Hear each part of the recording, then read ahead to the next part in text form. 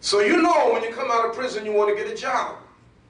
And you know they're going to ask you the question on the application, have you ever been arrested? Have you ever been arrested? Have you ever been incarcerated? And so the brothers know that if they lie, they get the job. But about a month later, after they do their checking, they come to you and say, why did you lie? We asked you, have you ever been arrested? You said, no. Why did you lie? And you said, well, if I told you the truth, you would not have hired me. You're fired. And then if the brother says, yes, I've been arrested, I was arrested 10 years ago, and they said, okay, we'll call you. And the moment you turn your back, they take your file and they put it in, take your application and put it in the file. What file? Garbage can. And they're not going to call you.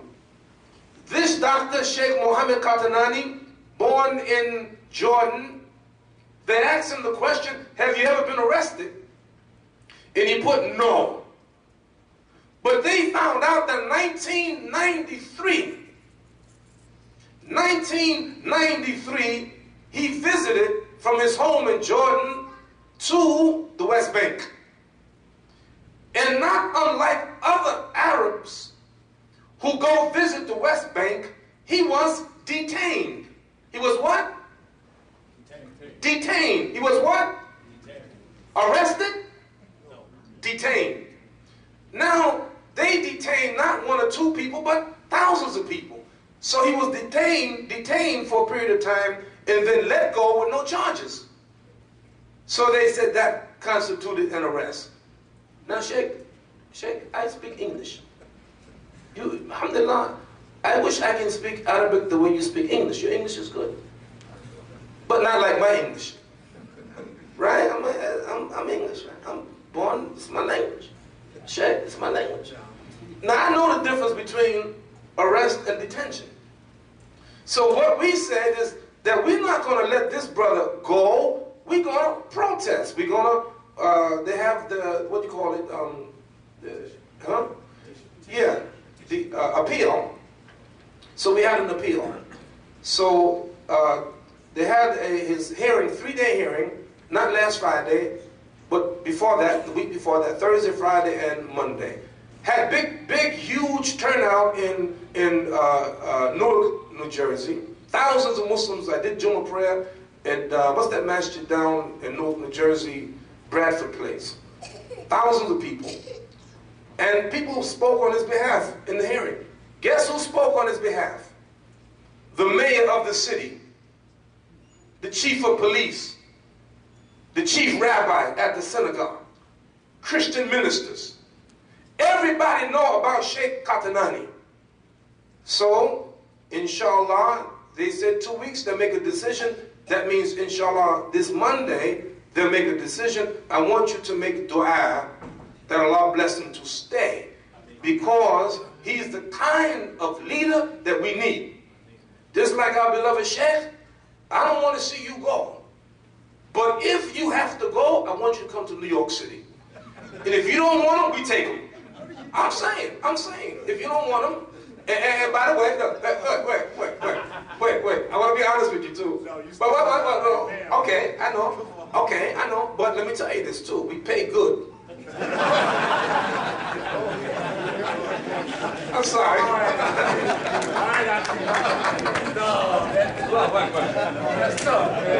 can't do that. But you know what? The one thing that you and I have to do, brothers and sisters, we have to stop looking at individual cases. Allah has blessed me because I move around the country, and because I move around the world, I may be privileged to things that you don't know. I'll give you a couple examples. Any of you ever been in the Boston, Massachusetts area? In one of the suburbs of Boston, Massachusetts, is an area called Sharon, Massachusetts. There's an imam there named Sheikh Masood, Hafiz al-Quran, an alim from Pakistan. He is one of the best Muslims, leaders that you ever want to meet. Moderate, good understanding, good relationship with non-Muslims. interfaith, all of that. Well, guess what? Our government is trying to deport him. And what they did, they're investigating something about his application. Because somehow they're looking at these applications and they're trying to find some technical thing to deport them. So what they did to him for a year now, they stripped him of the right even to work. So he can't work. His 2 children were going to college and they stopped him from going to college. So right now, the only way he exists is that some Muslims give him something so that he can live. And he told me, I went to go see him recently. He said, Imam Siraj, I can't take it. I think I'm going to make some kind of plea bargain so that I can agree to leave the country. 2. You want more or that's enough? In the Boston area, Imam Abdullah, Hafiz al-Quran, Alim from Pakistan, government, same thing. Find some discrepancy, find something. Threatened to deport him, same thing. Took away his right to make a living. He said, I'm out of here. You want more? Lowell, Massachusetts, Sheikh Ma'anan, beautiful brother, Hafiz al-Quran, knowledgeable brother. He said, Imam, the FBI follow me around, putting pressure on me, threatening to deport me. He told me, I went to see him recently, Imam, I'm thinking about leaving. You want more? Heard of Sheikh Jafar Idris, one of my teachers, in Qura in Mecca in 1978, from Sudan, a great teacher of Aqidah. One of my teachers went back home to Sudan, and the government of the United States of America won't let him come back to America. You want more?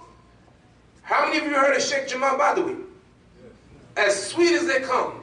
Do you know that every time he comes to America, they give him difficulty? To such a degree, he's thinking about, why should I keep on coming? And brothers and sisters, what you will see, that there's a pattern all over America. Anytime there's a scholar in Islam, they try to separate that scholar from the people. Now, I'm nobody, but they want to deport me, but the only place they can deport me is back to Brooklyn.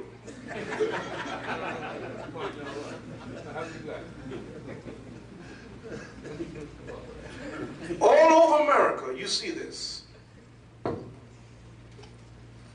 You should ask yourself the question, why? Why are they picking on Muslims? How many of you think that there somehow is a war against Muslims and Islam? Raise your hand. How many of you think that there's a war against Islam and Muslims? Raise your hand. That there are people trying to hurt the Muslims, trying to discredit the Muslims, trying to destroy the Muslims. How many believe that? Raise your hand. Okay. You're right. Almost. You see, brothers and sisters, you and I got to see the big picture. And I'm telling you, this is not a war against Islam, per se. Now, you have to hear me now. Now, how many of you ever seen or heard me give a lecture? Raise your hand. Have you ever seen me give a lecture sitting down? This is weird, right? Now you say you don't realize this, but it's weird for me to sit down, right? So the brother asked me, he said, Imam, you going to sit down? I said, I never sit down. So what you doing sitting down? Well, I begin sitting down, but before you know it, I'm standing up. And when I'm standing up, I get my second wind. Now I'm going to begin my talk.